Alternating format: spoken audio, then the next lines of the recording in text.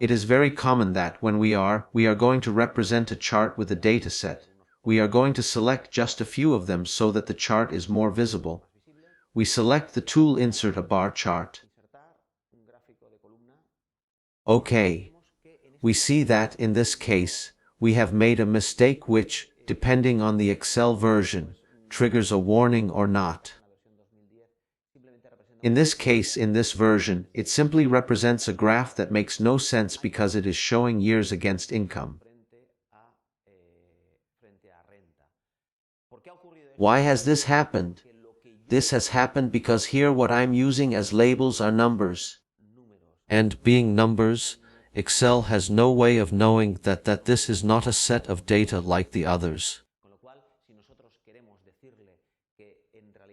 So if we want to tell us that in reality, these years need to behave like labels, as Excel would have realized if they were written alphanumerically, rather than numerically, what we have to do is, logically, go to select data, and when we see that both year and income and consumption tell us that year should not have been represented graphically.